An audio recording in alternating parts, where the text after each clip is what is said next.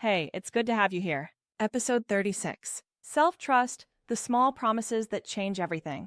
There's a kind of promise we don't talk about enough. Not the new year, new me kind. I mean the tiny ones. Like when you wake up and think, I'm going to drink water today.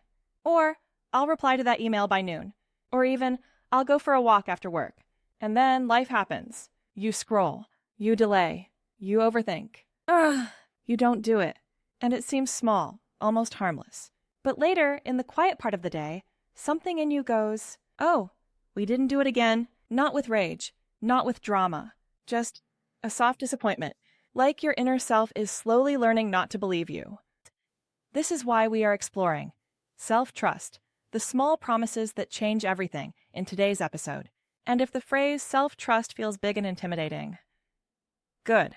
Because most of us think self-trust is something you either have or don't, like confidence, like talent. But self-trust isn't a personality trait. It's a relationship. And relationships are built through repetition, through following through repair, through showing up again and again in small ways. Picture this. It's nighttime. Your room is quiet.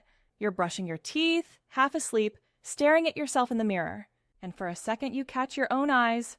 It's such a weird feeling, right? Like you're seeing you. Not your outfit, not your vibe. Just you. And maybe you've had this thought before. I don't know if I can count on myself.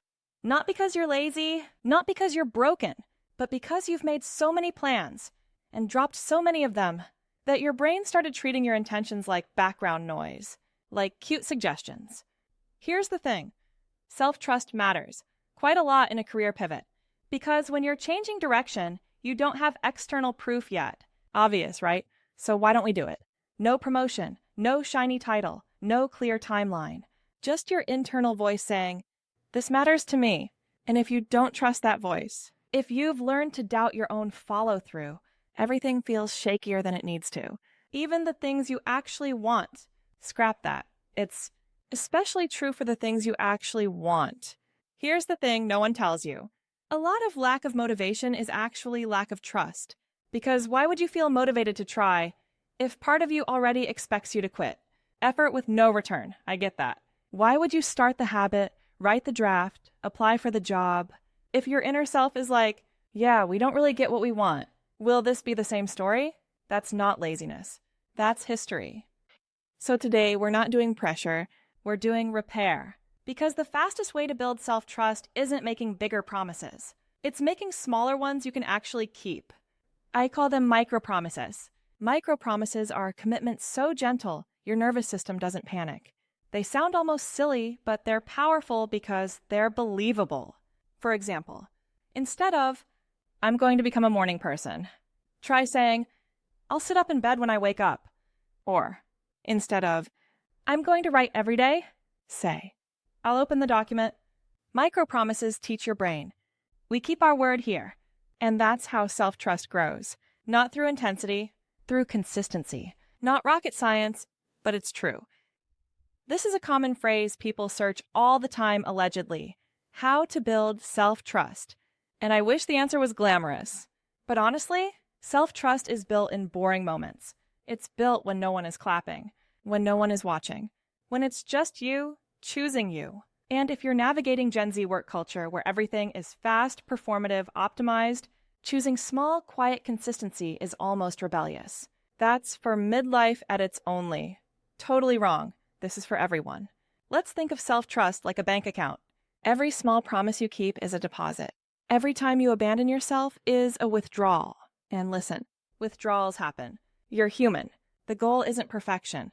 The goal is to stop overdrafting your own energy and then acting surprised when you feel emotionally broke.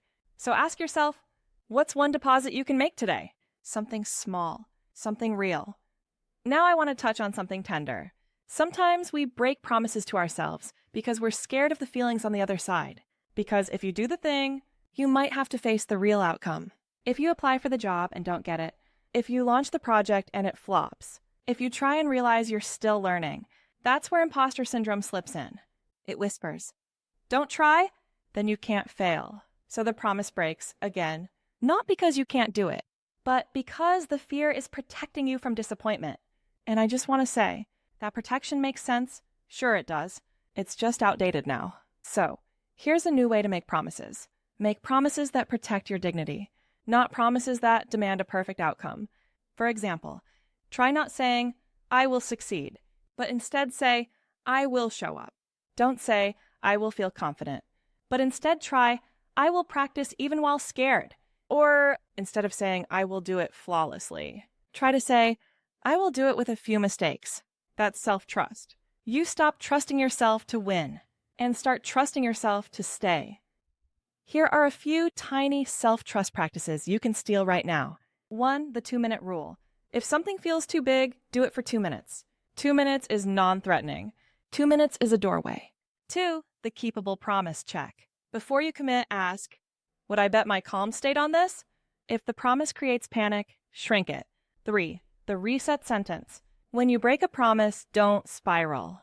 Say, okay, that didn't happen, I'm resetting. No shame, no punishment, just return. Because shame doesn't build self-trust. It breaks it. 4. Proof over motivation. Instead of waiting to feel ready, collect proof. One small action becomes evidence. Evidence becomes identity. Remember you are saying this to yourself, so give this a go. Tell yourself, I'm the kind of person who follows through. Mostly. That's enough to start. And if you're listening and thinking, okay, but I've failed myself a lot. I know. I've been there loads myself too. And I want you to hear this clearly. Self-trust isn't about having a perfect record. It's about becoming someone who comes back. Someone who repairs. Someone who doesn't abandon themselves forever just because they messed up today. Because the deepest form of self-trust is this. Even if I fall off, I return to me. This is the Pivot Era podcast, and I want to end with a small invitation. Tonight or tomorrow morning, pick one micro-promise. Not the most impressive one. Not the most productive one. The one that makes you feel steady. Maybe it's, I will step outside for one breath of air. Or, I'll put my phone down during dinner. Or even I'll stretch for 30 seconds. And then keep it. Not to become a different person overnight, but to send a message to yourself that says, I'm listening. I'm here. I can be trusted in small ways. One last question to carry with you. What's one tiny promise you can keep today that your future self will quietly thank you for? Take your time, and when you're ready, make it small. Make it real, and let it count. This is an AI voice-powered podcast shared by humans who simply want to connect across generations and normalize the art of starting again. New episodes drop every Wednesday and Sunday. Share it with someone who's navigating their own pivot or who needs to hear that beginnings aren't failures. They're growth.